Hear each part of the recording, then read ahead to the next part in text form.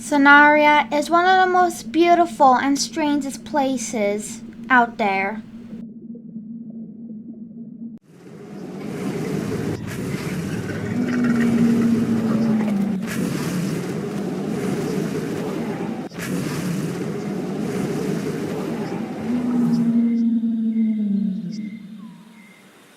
We start our documentary with a small bird creature called the coyote.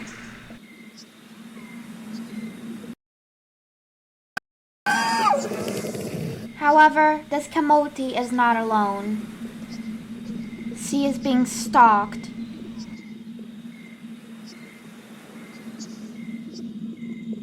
Stalked by the Ori Ori.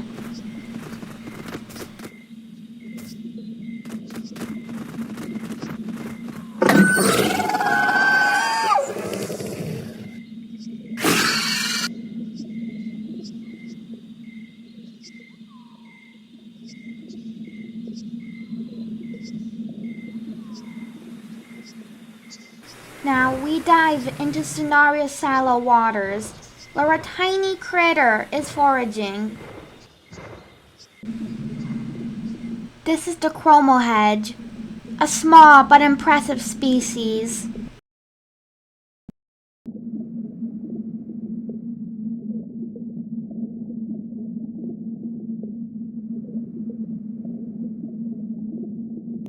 This female has her quills for an amazing defense mechanism.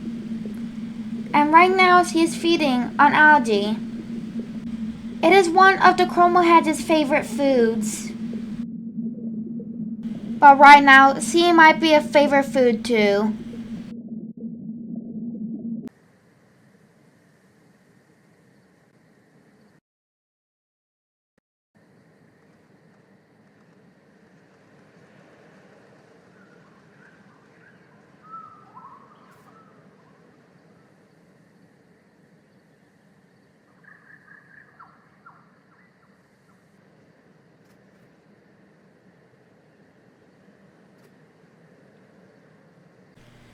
And Owufu notices a chromohedge, but it won't eat the chromohedge. Instead, this curious and playful species wants to play with the chromohedge.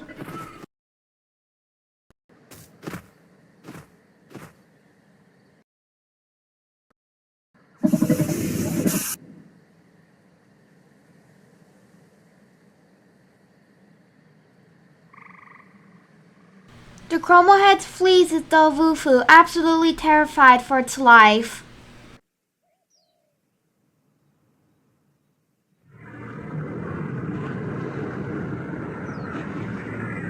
We leave the Central Rock faces with a gigantic battle. Giroferric versus the Count on Terrace. But we still have one more biome to go in this Cenarian world.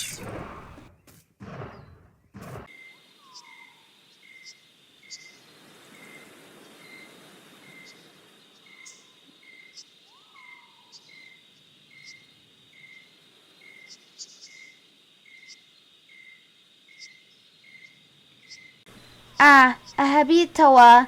These sad beasts are always soaking in the saddles or screaming at the sky. But this misery will end soon, as this male is eaten by a Kendall. It's a light snack for the male Kendall. The Kendall are apex predators of these swamps.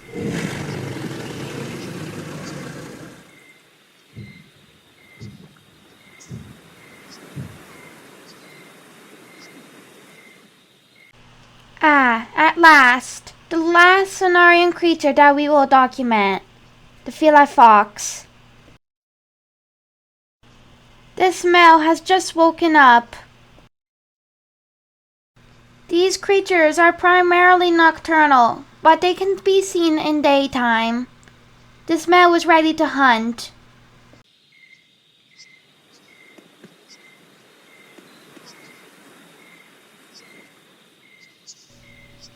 He has to pass the sleeping Auroron.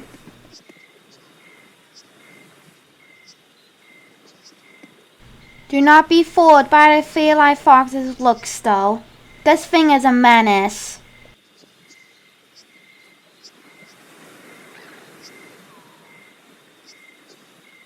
The Auroron is hungry enough to see the feline fox as a snack. Or could it be trying to befriend this feline fox?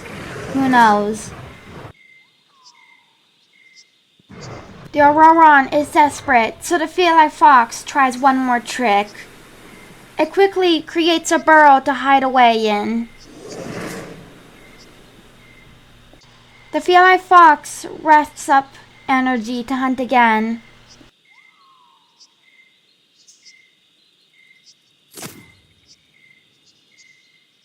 Once he is ready, he leaves the burrow.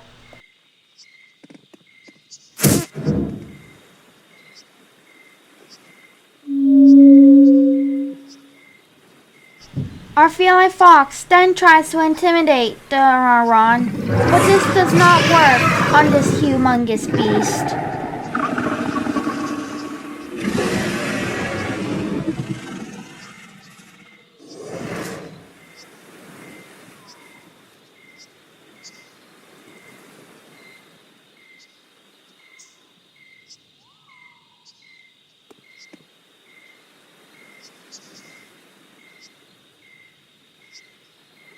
Our feline fox then runs into a tree and climbs it.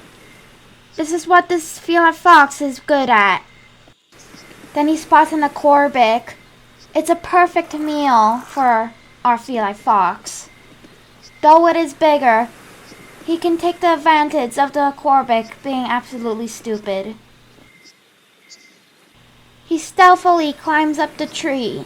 Stealth is what the feline fox is also good at. And then, when he's ready, he strikes. The Corvic doesn't know what is happening before it's already dead. He feasts on the Corvic. It's bigger than him, so it's a really big meal. Then, he returns home. He climbs onto the roots of a really big tree where his home is located.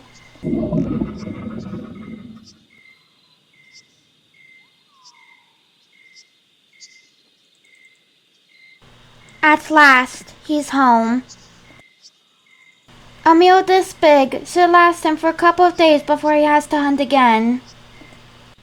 And now we visit a new planet.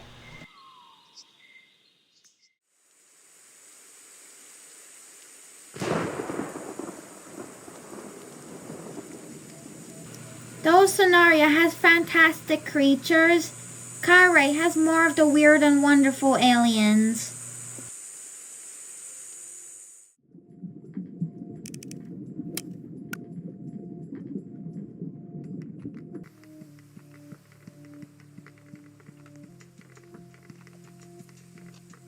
This is a female Voxen. Her diet consists of fish and small semi-aquatic animals. A Jovi that she was trying to catch had managed to slip away into the ocean, where she was unable to reach it.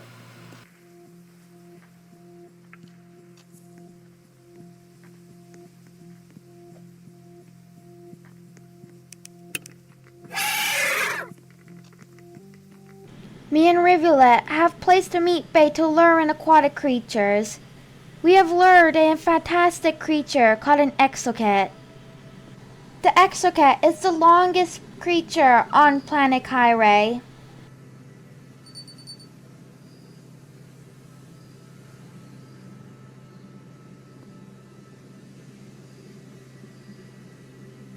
We managed to get another fantastic species, the Zartork. This species actually has visible organs. And this beautiful creature rarely ever comes up from the depths where it lives.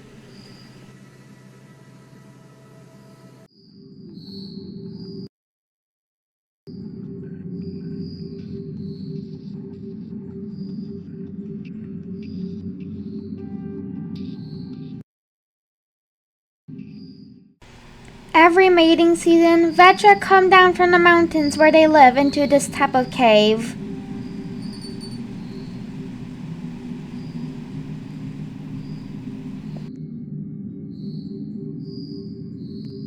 This young male sees the chance to have a mate.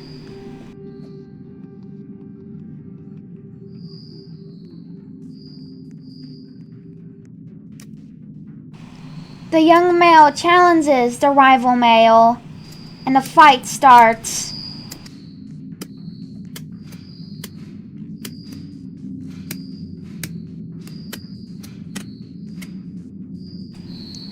He had successfully driven the male away.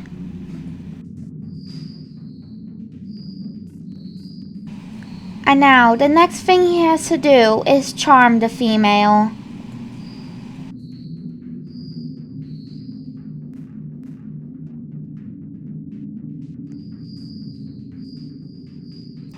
He does a small dance to try and charm the female, just so that they can be a happy family.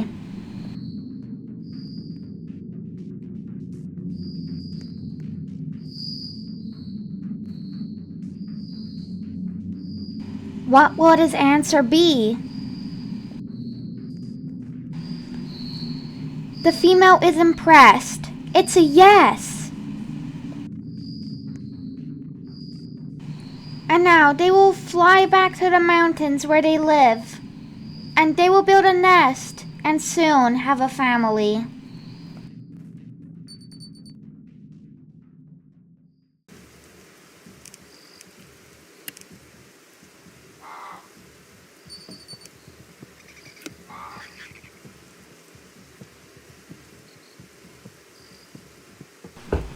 This young female Nectar has just left her parents for a solitary life.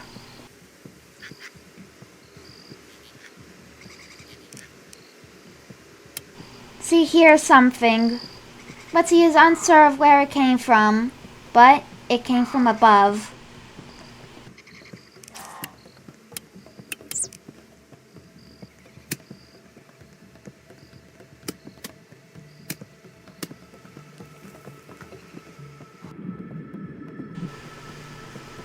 She thinks she is safe.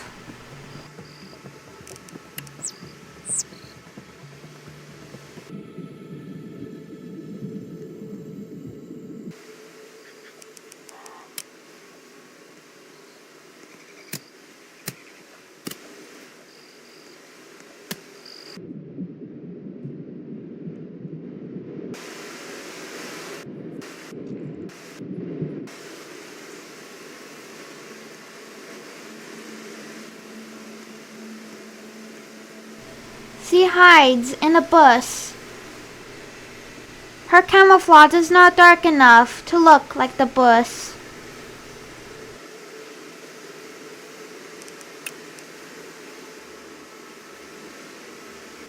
She sees the skivel that was just chasing her, or previously called the spittle. She checks if it is really dead. And by checking if it's really dead, she pokes it.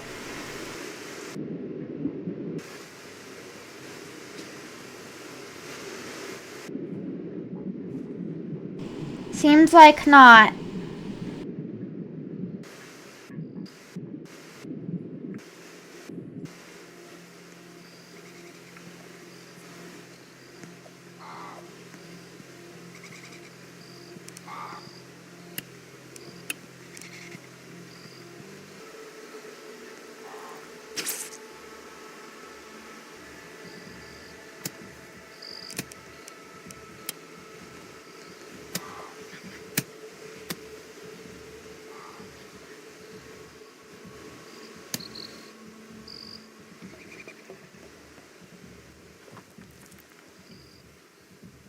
She manages to escape in a ravine.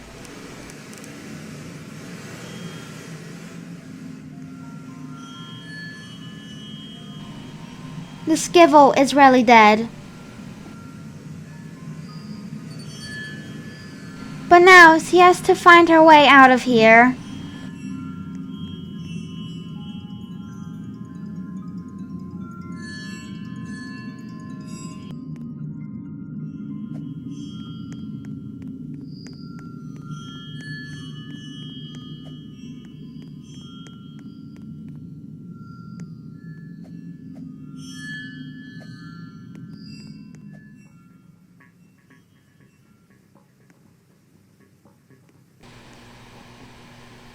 She does not see a way to get back up. How will she ever get back to her jungle home? We leave Kyrie with one last animal to document. This mother Jikwi is ready to lay eggs. She has already built a nest, and she is laying them. She is laying 3 beautiful eggs. However, she has accidentally kicked an egg off of her nest. And when she thought 2 was enough, a narc attacks her. It gets into her nest and eats an egg.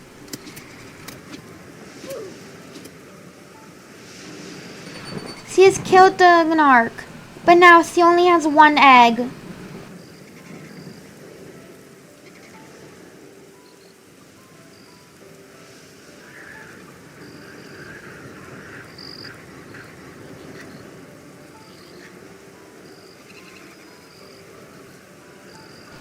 But she is hungry enough to go find some fruit, so she has to leave her egg unattended.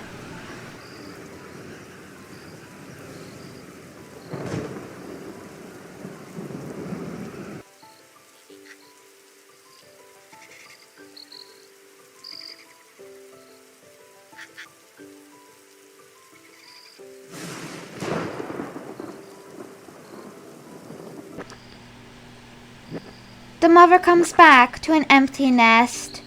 She is grieving, and she thought she has lost all hope.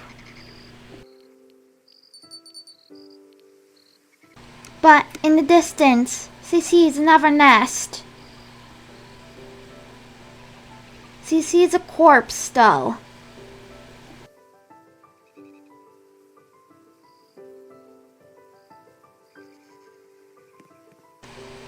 It is the corpse of the mother who laid this egg.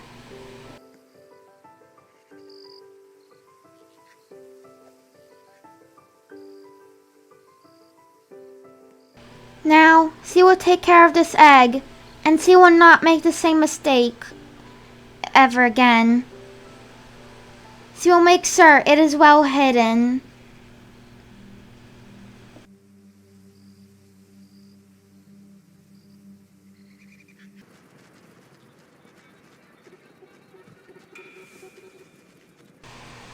Here we have a yellow lizard. This male is returning to the rest of his colony. His colony is controlled by the pack leader, which has the longest antennae. They use his antennae to communicate. If the leader dies or gets tamed, they lose his communication. And after a while, they get a signal that prey is nearby.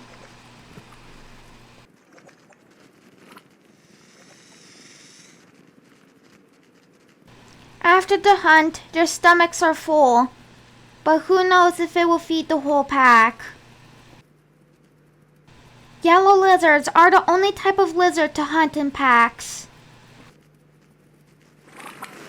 Oh, it seems like they got another prey signal.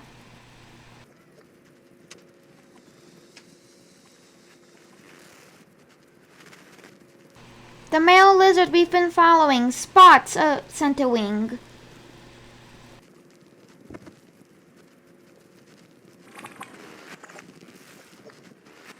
Our male makes the mistake of trying to grab the centipede for himself, as he gets electrocuted.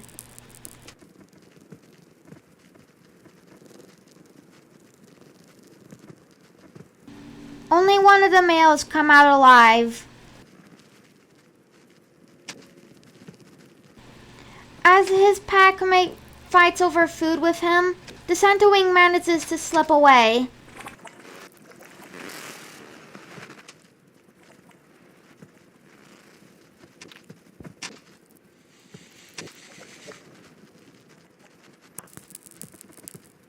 As his packmate dies too, he gathers the courage to try and grab it. It is successful. But now he is a lone wolf. Will he survive in Rainward alone? Or will he fall like the others? Who knows?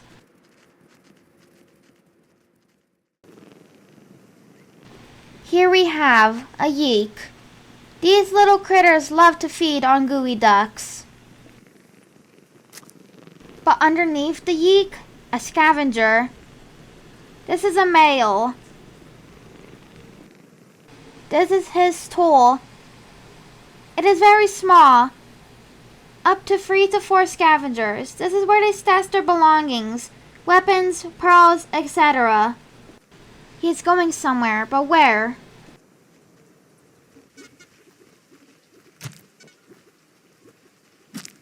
Oh. He has probably entered this room to kill off an entire generation of yeek.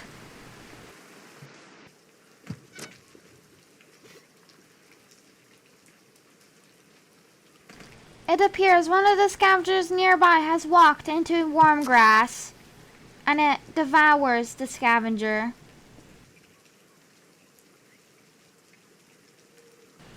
Our scavenger does some careful thinking.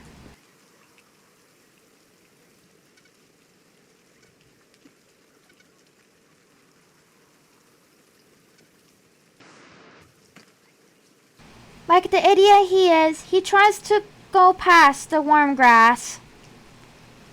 This is a very bad idea, and now his fate is sealed. He tries to wriggle and break free, but the warm grass is too strong. Eventually, he is devoured.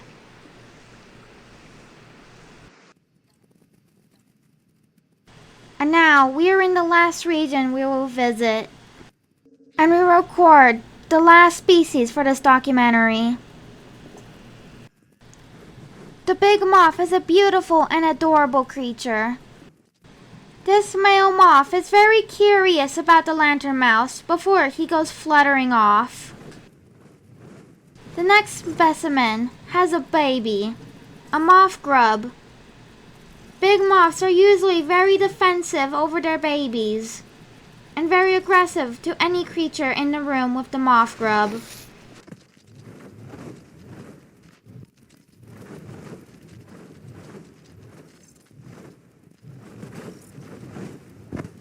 The mother moth notices the white lizard in the area near the moth grub. She yanks it and attempts to pull it off the ground and high into the air where she will drop it to its death. Obviously, the white lizard is too heavy and she accidentally drops it. The mother comes back to check on one of her 2 moth grubs.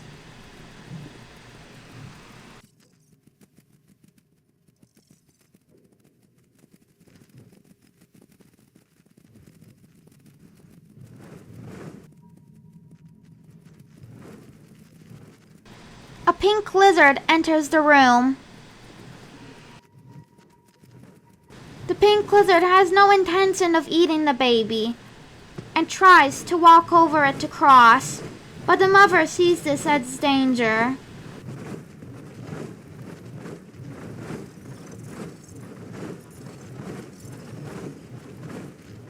She does this for quite a while now. A very long while. With no intention of dropping the pink lizard. The third and last specimen also has a moth grub, but this time we can see her picking up her grub.